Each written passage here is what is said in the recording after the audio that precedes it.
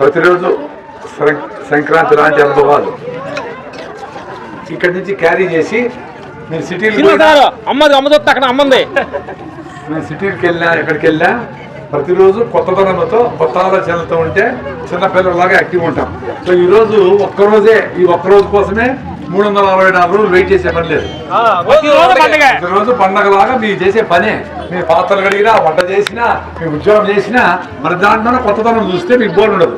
చిన్నపిల్లలు చూడండి అట్లా ఫ్రెష్ ఉంటాడు. ఇప్పుడు మనం లేసేదే పొద్దున్నే ఏదో నెగిటివ్ థాట్తో లేస్తాం. పని కంటే పక్కన పెట్టి ఇంకేదో ఆలోచనతో కాఫీ టీ కోసం లేస్తాం. అదే పొద్దున్నే 4 గంటలకు లేస్తే ఎంతో అద్భుతంగా డే స్టార్ట్ అవుతుంది. మనం లేట్గా లేచి పరిగెత్తి లైఫ్ని చాలా కోల్పోతాం. అందుకే బ్రహ్మముహూర్తంలో లేయాలంటే దానికి లేయాలంటే అర్లీగా పడుకోవాలి. రామలక్ష్మణ మాస్టర్లు చెప్పినట్లు కొత్త ఆలోచనలకి నాంది పలకాలంటే పాతది అన్నం చేయాలి. సో మీరు ప్రతిరోజు కొన్ని కండిషన్స్తో ఇట్లా చేస్తేనే, ఇదైతేనే, ఇట్లుంటేనే, ఈ వర్షం ఉంటేనే, నాకు గౌరవం వస్తేనే, నాకు ఈ జాబ్ వస్తేనే, మా అమ్మాయికి పెళ్ళి అయినాకనే నేను వాకింగ్ చేస్తా, నేను ఆరోగ్యం కోసం చేస్తా, రాగిదావ తాగుతా. అరే మీ అమ్మాయి పెళ్లికి రాగిదావ సంబంధం ఏముంది? అట్లా మంచి పని అనుకుని అప్పుడే చేయాలి. ఎవరైనా మర్డర్ చేయాలంటే రేపు పోస్ట్పోన్ చేయండి, రాత్రికి మారచ్చు. మంచి ఆలోచనలతో ఈ రోజు చిన్నపిల్లలందరికీ పొద్దున్న లేస్తే ఎంత అద్భుతంగా ఉందిరా అని చెప్పే ఒక ఆలోచన ఉంటే వాళ్ళు రోజులు వేస్తారు. వాళ్ళు లేచి చదువుకోవాలి సదాయించదండి. బాగా ఆడుకొని ఏదో ఏ పనైనా చేయని ఇంట్లో పనులు చేపించండి. పిల్లలకి చదువు సంధ్య 2 రావాలి. ఇప్పుడు పెద్దవాడు చదువు తప్ప మాకు సంధ్య అవసరంలే, విద్య బుద్ధి కావాలి. విద్య తప్ప బుద్ధి అవసరంలే అంటాడు. సో బుద్ధి లేని పిల్లలందరూ తయారవుతాడు కాబట్టి సమస్యలన్నీ ఎక్కువ అవుతాడు. సో బుద్ధి ఇంపార్టెంట్. బేసిక్ ఎడ్యుకేషన్ ఉంటే చాలు. దానికి ఎన్నో ఆపర్చునిటీస్ ఉన్నాయి. పిల్లలకి ఓన్లీ జాబ్ ఒకటే కాదు. మీ పల్లెల్లోనే ఉంటూ మదనపల్లి చిన్న ఊరే కదా, అక్కడ 100 మందికి పని ఇచ్చి అక్కడే చెరుకేసి బెల్లం చేయడము, రకరకాల యాక్టివిటీ, షాంపూలు, సోపులు, సిటీలకి ఏం కావాలో అవన్నీ అక్కడే చేసుకుంటున్నట్లుగా ఒక వ్యవస్థ ఏర్పడి మరి 100 వెళ్ళి సిటీలకి వెళ్ళి ఆ ట్రాఫిక్ని తిట్టుకుంటా ఆ పీజీలో తిని గ్యాస్ట్రిక్ ట్రబుల్ తెచ్చుకొని హాస్పిటల్కి పోయేది కాకుండా మీ ఊర్లో ఇంకేం చేయొచ్చు, ఇక్కడ ఏం పని చేయొచ్చు అనే దాని మీద కూడా మీరు చర్చించుకోండి. పిల్లలకి అనుభవం ఉంటే అందరూ సిటీలు పరిగెత్తామనే ఆలోచన లేకుండా ఉంటారు. సిటీలో బాగలేదు పరిస్థితులు ఏవి. అసలు పిల్లల్ని కాపాడుకునేది ఎట్లా అనే పెద్ద ఆలోచనలు ఉండాలి. పిల్లల్ని ఎట్లా కాపాడుకోవాలా ఈ చెత్త అలవాట్ల నుంచి సిటీల్లో అనే పెద్ద సమస్యలు ఉంటారు పెద్దవాళ్ళందరూ. దాన్ని అందరూ ఆలోచించుకొని గ్రామ స్వరాజ్యం అంటే ఇక్కడి నుంచినే మనము క్రియేట్ చేసి కందికుంట గ్రామం బ్రాండ్తో మీరు సోపులు చేస్తారో, షాంపూలు చేస్తారో, ధాన్యము జొన్న రొట్టెలు చేసి అమ్ముతారో, ఏదైనా చేయండి మంచికి. ప్లస్ అవేర్నెస్ ముఖ్యంగా మీ ఊరికి వస్తే ఏం నేర్చుకోవాలా పక్క ఊరి పిల్లలు అనుకునేది ఒక అద్భుతమైన ఒక వ్యవస్థ ఉండాలి. ఇలాంటివన్నీ సాయంత్రం కూడా ఆలోచిద్దాము. రామలక్ష్మణ మాస్టర్ మాట్లాడతారు. నమస్తే నా బంగారు తల్లు. ఈరోజు మీతోటి మా కలుసుకోవటం, మా ఊర్లో ఇందాక మాతోటి ఆడింది మా అమ్మ నానమ్మ. అని చూడగల మా నాన్నమ్మ గుర్తొచ్చారు. మా నాన్నమ్మ మేము చిన్న వయసులో ఆమె దగ్గర పెరిగాము. ఈశ్వరమ్మ మా తాతగారు నాగయ్య, ఆవిడ దగ్గర మేము పెరిగాము. ఇద్దరు కవలం కాబట్టి పాలు తాగాలంటే మాకు గైరు పాలు తాగేవాడు. మా అమ్మ దగ్గర నాన్న దగ్గర పడుకునేవాడు. అట్లా ఆవిడ తోటి పెరిగాము అనమాట. పొద్దున్నే నెలపడికొచ్చి పొద్దున్నే 4 గంటలు లేస్తూ మమ్మల్ని ఇద్దరు లేపి గుడి తీసుకొచ్చి మా మొహం చూసి బయటికి వెళ్ళేది. ముగ్గేయడానికి తెల్లారుదాము. కాబట్టి మనందరం అంటే దేవుడు గుడికి వెళ్ళారో లేదో లేదు, కానీ మన ఇంట్లో పెద్దవాళ్ళు ఎవరైనా ఉంటే నానమ్మ, తాతయ్య, అమ్మమ్మ, నానమ్మలు ఎవరైనా ఉంటే మీరు గుడికి వెళ్ళకపోయినా ఒక రోజు వాయిదా పర్లేదు, కానీ వాళ్ళకి వెళ్ళి కాళ్ళు నమస్కారం తీసుకొని ప్రేమగా పలకరించామా, భోంచేసావా అని పలకరించిందే నువ్వు 1000 గిరివలం తిరిగినట్టు, 1000 టెంకాయలు కొట్టినట్టు. ఎందుకంటే వాళ్ళు భగవంతుడి దగ్గరికి వెళ్ళేవాళ్ళు. వెళ్ళి భగవంతు దగ్గరికి వెళ్ళిన తర్వాత నీ కోళ్ళు, నీ కూతురు ఎలా చూశారు అని భగవంతుడు అడిగితే నా మొదలు నా కోళ్ళు చూసిందండి అంటే మిమ్మల్ని అప్పుడు అనాలి నా కోళ్ళు నా కూతురులా చూసుకుందయ్యా. ఓహో దీర్ఘాయుషోవా అంటే ఆయన అక్కడే భగవంతుడు.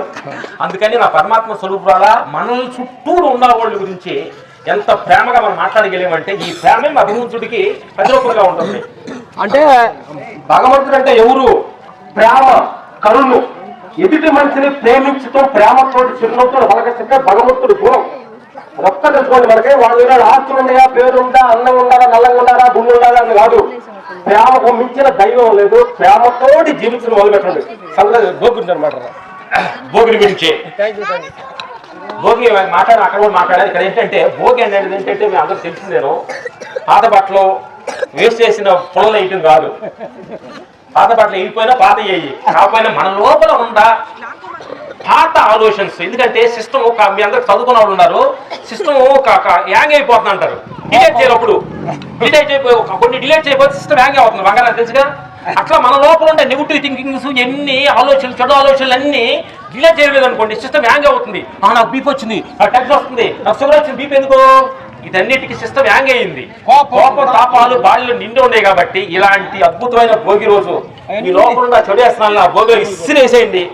ఇసిరేసి ఈ రోజు నుంచి ఫ్రెష్ గా ఉంటా, నాకు ఏం జరిగినా హ్యాపీగా ఉంటాను, ఆనందంగా ఉంటాను. నాకు సంక్రాంతి అంటే ఈ ఒక్కరోజు సంక్రాంతి గారు గురుగారు చెప్పి ప్రసాద్ గారు చెప్పినట్టు ప్రతిరోజు ఆనందమే, ప్రతిరోజు ఆనందం. ప్రతి కళ్ళు తెలిసేవంటే ఓహో సూర్యుడు పుట్టాడు ఆనందంగా. నిద్ర లేచామంటే ఆనందం మాది ఎట్లంటే కళ్ళు మేము పొద్దున్న 3 గంటలు లేస్తాం. ఇది ప్రతిరోజు మేము తిరగడం 3 గంటలు లేస్తాము. ధ్యానం చేస్తుంటే గురుగారు చూసాడు మమ్మల్ని. ప్రతిరోజు మేము తినేది ఒక పూట భోజనము, నైట్ ఫుడ్స్ తింటాము.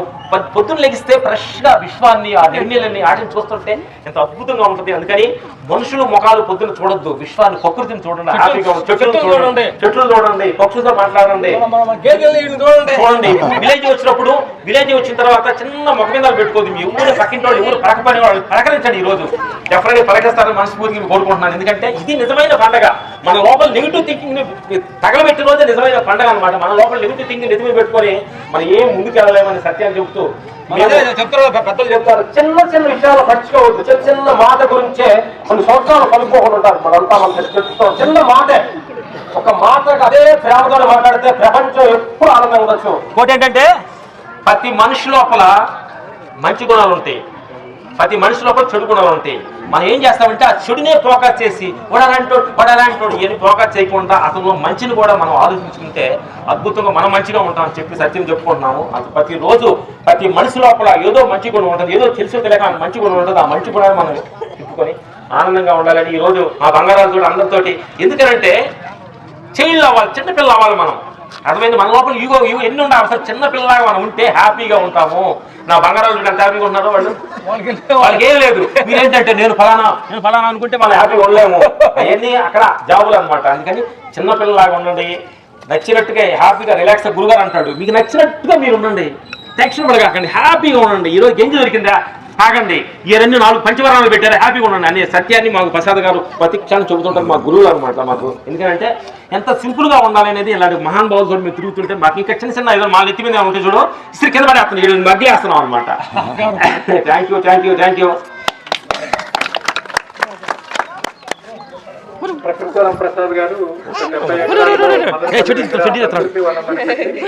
అక్కడే పంటలు పండించి చెరుకు పండించి బెల్లం చేస్తారు, శనక్కాయలు పండించి బెల్లాన్ని శనక్కాయలను కలిపి చెక్కీ చేస్తారు, నువ్వులు పండించి గానుగును అక్కడే గానుగును చేస్తారు. అంటే ఒక పండించడమే కాదు, దాన్ని జనం వాడే రకంగా చేయడం, దాని గురించి అవగాహన కల్పించడం. ఇవాళ భారతదేశం మన ఆంధ్రప్రదేశ్లో ఆరోగ్యం గురించి ఒక అవగాహన, రాగిజావా ప్రాముఖ్యత గురించి వారి ద్వారా చాలా మంది తెలిసి పాటిస్తున్నారు. వారి గురించి అందరి గురించి. వాళ్ళ నాన్నగారు మదనపల్లికి టమాటో తీసుకొచ్చిన వ్యక్తి. అప్పటి వరకు ఇప్పుడు ఇవాళ మదనపల్లి అంటే ఎన్ని టన్నులు వస్తుంది sir daily? 250 lorry load. 250 lorry లోడ్లు డైలీ వచ్చే మదనపల్లి ఒకప్పుడు లేదు, అక్కడ ఏం తెలియదు. వాళ్ళ నాన్నగారు ఇంట్రడ్యూస్ చేశారు. అదే కాకుండా ఎన్నో రకాల పంటల మీద అంతా చేసి ఇవాళ ఆయన ఒక్కడిగా ఉగాండా వెళ్ళి 1000 ఎకరాల్లో వ్యవసాయం చేస్తున్నాడు. నేను వారిని రిక్వెస్ట్ చేసింది ఏంటంటే, వ్యవసాయం అనేది మా తెలిసిన వాళ్ళంతా పెద్దవాళ్ళు అయిపోతున్నారు, పిల్లలు ఊర్లో లేకుండా పోతున్నారు, అక్కడ వాళ్ళు సుఖంగా లేరు, ఇక్కడ వీళ్ళు సుఖంగా లేరు. ఏదన్నా ఒక మోడల్ గురించి చర్చిద్దామంటే వాళ్ళు మనతో చర్చించడానికి వచ్చారు. సాయంత్రం 4 గంటల నుంచి 6 గంటల దాకా మన కళ్యాణ మండపం దగ్గర కూర్చున్నాం. ఆయన ఈ కార్యక్రమం కోసం రేపు పొద్దున్నే పాపం బెంగళూరులో 12 కూడా మన ఆహ్వానాన్ని మన్నించి ఇక్కడ దాకా వచ్చారు. Thank you very much sir, thank you very much. అట్లానే రామలక్ష్మణులు అత్యంత సహజమైన వ్యక్తులు. ఒక మనిషి వాళ్ళకి చదువు లేదు, ఆస్తులు లేవు, ఒక సాధారణమైన పల్లెటూరు నుంచి వెళ్ళి ఇవాళ ప్రపంచం అంతా గుర్తించే స్థాయి వ్యక్తులుగా మారారు. దానికి కేవలం వాళ్ళ దగ్గర ఉంది ఏంటంటే క్రమశిక్షణ. వాళ్ళు చేసిన field, cinema field, fight masters అంటే ఇదంతా ఏదో సాయంత్రం కాస్త లెక్క తీసుకుందాం అనుకునే దాంట్లో ఉంటారు. నేను అదే అడిగాను వాళ్ళు. మా అమ్మకి మాట ఇచ్చాము సార్, అసలు మేము మీ నాయనమ్మకి మాట ఇచ్చాము, అటు ఎటువంటి అలవాట్లు ఉండకూడదని. అంటే ఒక్క లక్షణమైన పట్టుకుంటే మనిషిని ఎక్కడికో తీసుకెళ్ళదు. సో అందుకని ఇవన్నీ మనకు ఆదర్శం. వాళ్ళు 6 ఎకరాల్లో సేంద్రీయ వ్యవసాయం చేస్తా వాళ్ళ ఆహారాన్ని వాళ్ళే పండించుకుంటున్నారు. సో ఇవన్నీ మనకి ఆదర్శం కాబట్టి సాయంత్రం 4 నుంచి 6 దాకా మన పక్కన ఎవరైనా ఉన్నా కూడా రైతులు కానీ పిల్లలు ఏంటంటే ముఖ్యంగా యంగ్ జనరేషన్ సిటీలో ఉన్న వాళ్ళు ఏంటి మనం ఈ జాబ్స్ చేయకపోతే ఏమవుద్ది అనే భయంలో ఉన్నారు.